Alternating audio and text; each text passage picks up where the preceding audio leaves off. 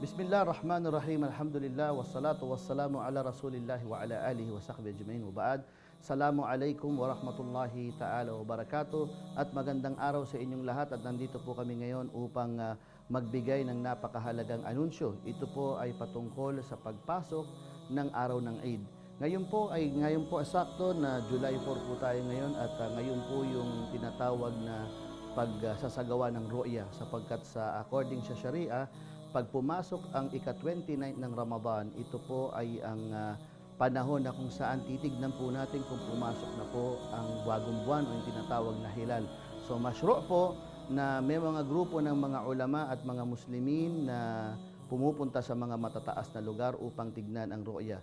At pagkatapos ng ating paghihintay sa pangunguna po ni Sheikh Muhammad Yusuf Pasiga ng Mufti ng Region 11 ng Darul Ifta po, ay napag-announce nila o napagtibay nila na ang pagpasok ng Ramadan o pagpasok ng Eid al-Fitr, ito po ay sa araw ng Wednesday sa July 6 po.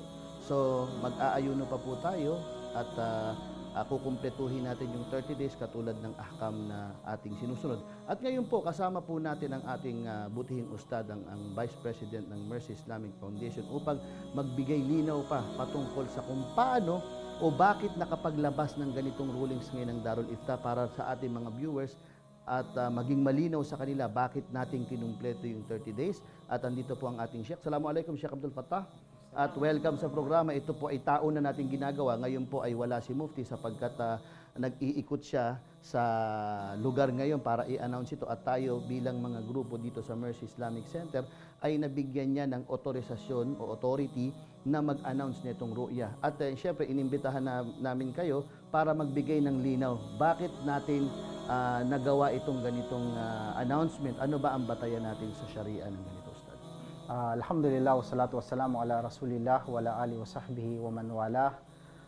Mayroong hadith na nasabi ang mahal na propeta Muhammad sallallahu alaihi wasallam hinggil dito sa isang riwaya na sinabi niyang mag-ayuno kayo kapag nakita ninyo ito at mag-iftar din kayo, ibig sabihin nito sa Eid naman, kapag nakita ninyo ito.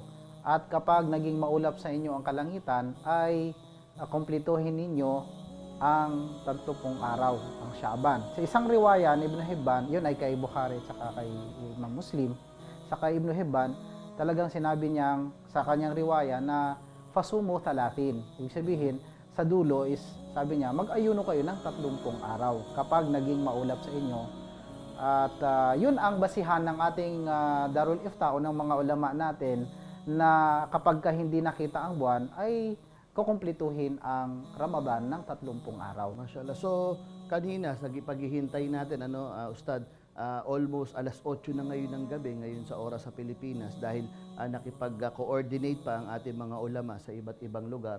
At nauna na nag-announce ang Indonesian at Malaysian country, ang mga ulama na talagang Wednesday. Pero ganun tayo dito sa Pilipinas, ay nag-a-announce tayo, depende kung paano ito dideklara ng ating mufti. So, alhamdulillah, ngayon po ay malinaw po ng ating Salatul Eid ay sasagawa po natin sa araw ng Wednesday, July 26. At inshallah, Ustad, meron ka pang huling pasabi bago natin i-air na itong ating programa ngayon, inshallah? Okay, ang masasabi ko din na tayong mga Muslim sa bawat sulok ng unang-una sa Pilipinas ay magkaisa tayo at sumunod tayo sa mga authority natin. At huwag tayong gumawa ng sarili nating desisyon na ang iba sa atin o ang ilan sa atin ay magsasabi na makita man o hindi o di kaya mag-announce man ang ano o hindi, mag-iid kami bukas.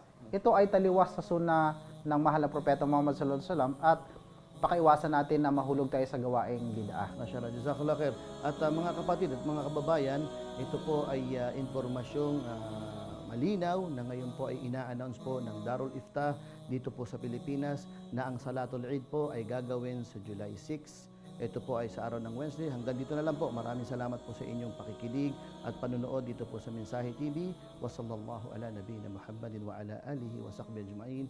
Wassalamu alaikum wa rahmatullahi ta'ala wa barakatuh.